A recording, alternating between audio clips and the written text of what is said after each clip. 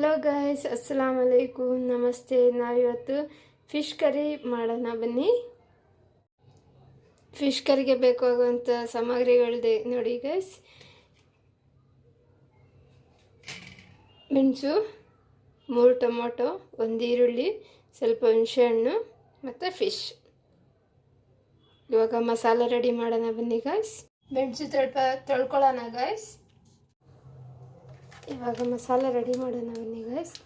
ಅದಾದಮೇಲೆ ಧನಿಯಾ ಪೌಡ್ರ್ ಹಾಕಿ ಗೈಸ್. ಸ್ವಲ್ಪ ಟೊಮಾಟೊ ಮತ್ತು ಈರುಳ್ಳಿ ಹಾಕ್ಬೇಕು ಗೈಸ್. ಬೆಳ್ಳುಳ್ಳಿ ಹಾಕೋಬೇಕು ಗೈಸ್. ಅದಾದಮೇಲೆ ಟೊಮಾಟೊ ಮತ್ತು ಈರುಳ್ಳಿ ಹಾಕೋಣ.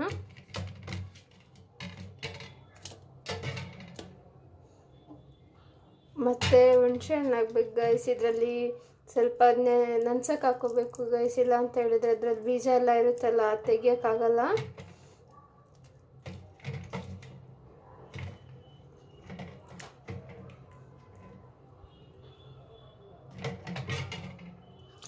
ಓಕೆ ಗೈಸ್, ಇದನ್ನು ಗ್ರೈಂಡ್ ಮಾಡಿ ಸಿಗೋಣ. ಸ್ಟವ್ ಆನ್ ಮಾಡಿಬಿಟ್ಟು ಪ್ಯಾನ್ ಇಟ್ಕೊಳ್ಳಿ ಗೈಸ್. ಸ್ವಲ್ಪ ಆಯಿಲ್ ಹಾಕಿ ಗೈಸ್. ಈರುಳ್ಳಿ ಮತ್ತು ಟೊಮಾಟೊ 2 ಹಾಕಿ ಗೈಸ್.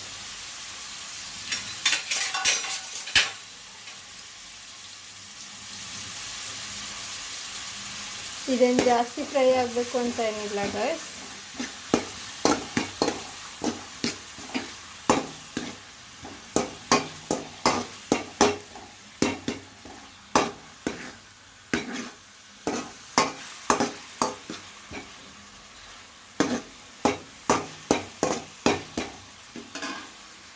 ನಾನು ತೋರಿಸಿದ್ನಲ್ಲ ಗೈಸ್, ಅದೇ ಮಸಾಲೆ ಇದು ಗ್ರೈಂಡ್ ಆಗಿದೆ.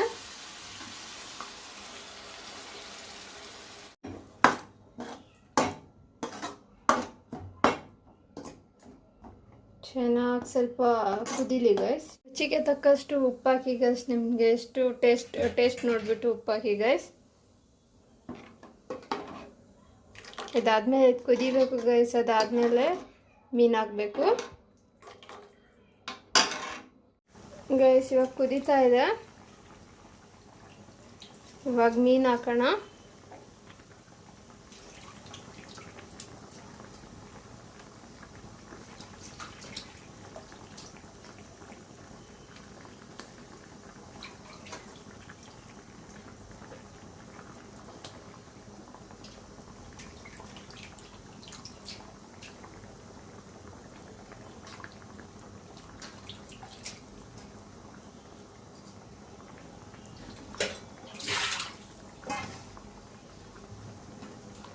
ಮೀನು ಹಾಕಿದ್ಮೇಲೆ ಸ್ವಲ್ಪ ಇದನ್ನು ಈ ಥರ ಅಲ್ಲಾಡಿಸ್ಕೋಬೇಕು.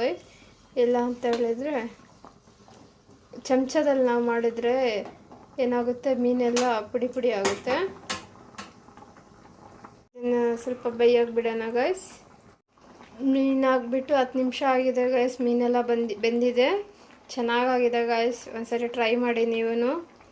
ಓಕೆ ಗೈಸ್, ಹಾಗೆ ನನ್ನ ಚಾನಲ್ ನೋಡೋರು ಸಬ್ಸ್ಕ್ರೈಬ್ ಮತ್ತು ಲೈಕ್ ಮಾಡಿ ಗೈಸ್. ಹಾಗೆ ಶೇರ್ ಕೂಡ ಮಾಡಿ ಗೈಸ್. ಇನ್ನೊಂದು ವೀಡಿಯೋದ ಮೂಲಕ ನಾಳೆ ಸಿಗೋಣ ಬನ್ನಿ.